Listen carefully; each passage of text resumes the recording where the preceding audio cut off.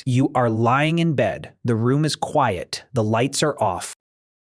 Your phone is face down because you promised yourself you were going to sleep early tonight. That is already a lie, but let's respect the ambition.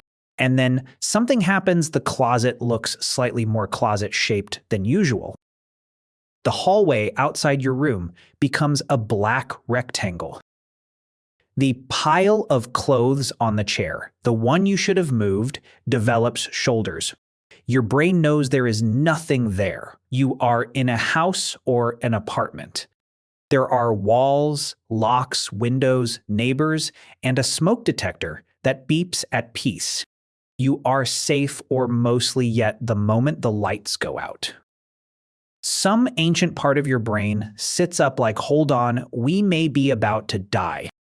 So why does darkness do that to us? Why can a normal room become terrifying? The answer is not that humans are weak or that you watched one scary movie too many. It is definitely not because the darkness itself is dangerous. Darkness is not the predator. It is the place where the predator used to be. To understand this, you have to go back before bedrooms and streetlights and doors, before that tiny glowing rectangle you use to pretend you are not afraid of your thoughts. Imagine waking up 100,000 years ago. It is night. You do not have a mattress, a roof, or a lock. You may have a fire if your group is lucky and has not let it die. Beyond the firelight, there is nothing, not empty, nothing, but living nothing. Leaves move, branches crack, something breathes where you cannot see it. This is the first important thing about ancient darkness. It was the absence of information. In daylight, humans are impressive. We track footprints and throw things with accuracy. During the day, we are one of the most annoying problems the landscape has had to solve. At night, the advantage changes. Your eyes can adjust to darkness. Sure, they do not become cat eyes. They do not become owl eyes. They turn you into a person bumping into a rock with slightly more confidence. Many predators that mattered to early humans were far better built for low light. Big cats, hyenas, wolves, and leopards did not need the world to be bright. They needed you to be uncertain. And uncertainty is where fear lives.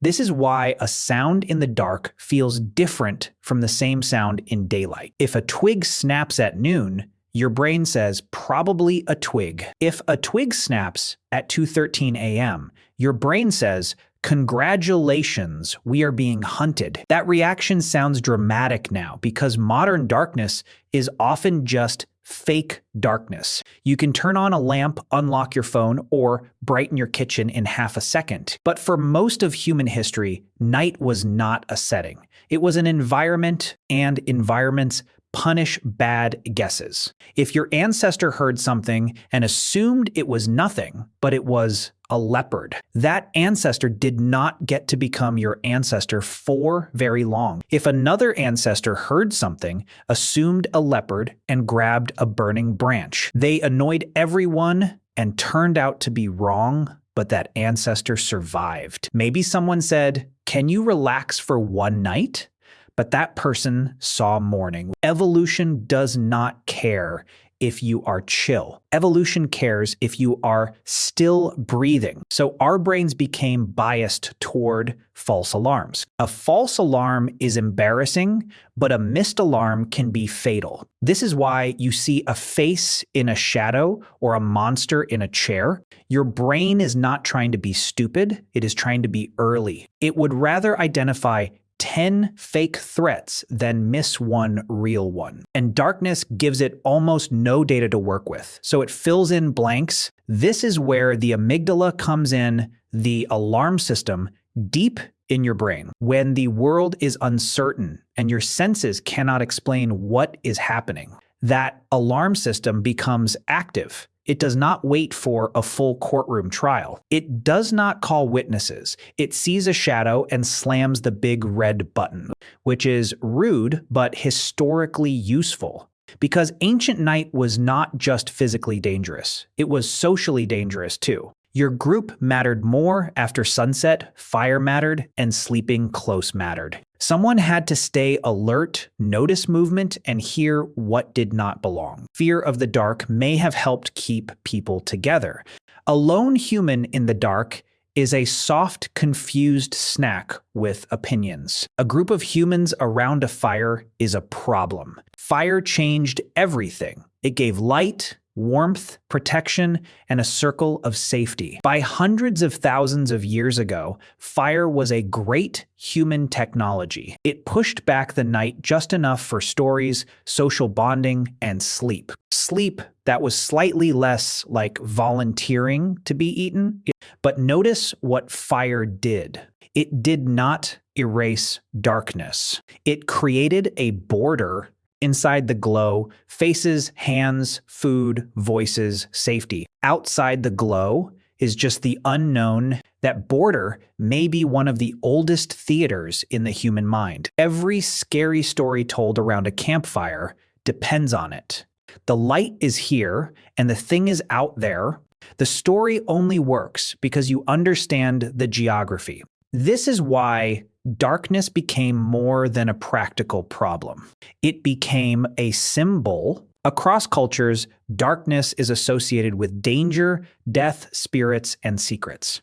Not because darkness is evil, but because humans build meaning out of experience. Night was when vision failed, predators moved, and people disappeared. If you spend thousands of generations treating darkness as a place where information dies, eventually your imagination moves in. Honestly, imagination may be the real monster here. Humans do not just fear what is there, we fear what could be there.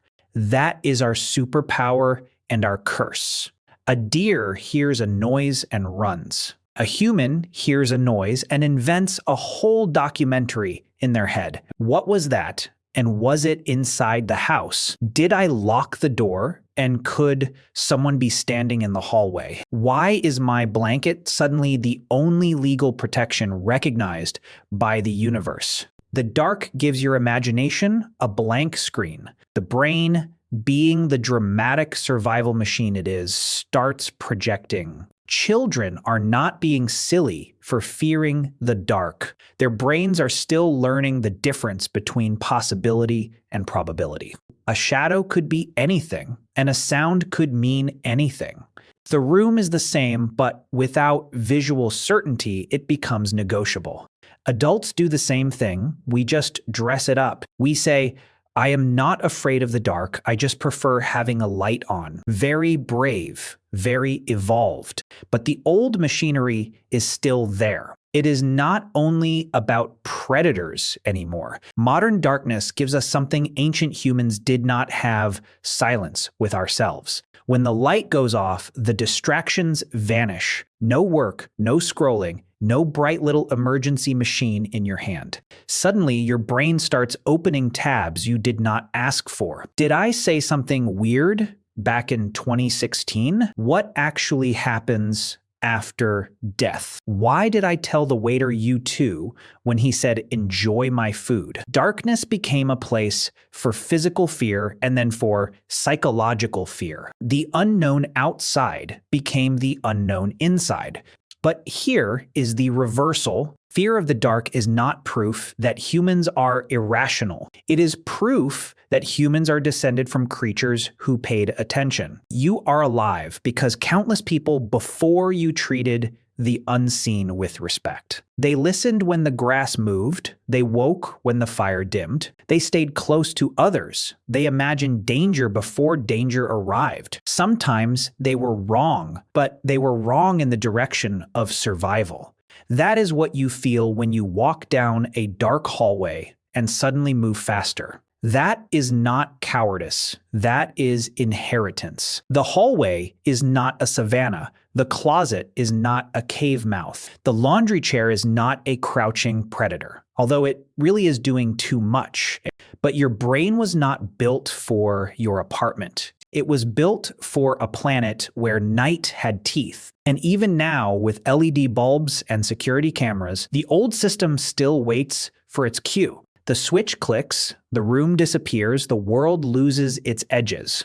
And somewhere deep inside you, older than language, older than houses, a quiet alarm asks the same question it has asked for thousands of years. What is out there? Most nights, the answer is nothing. But the reason you are here to ask is because your ancestors were never sure.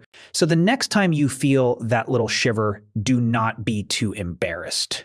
That fear is ancient. It is annoying, yes, and it makes you sprint to the bed like the floor has rules.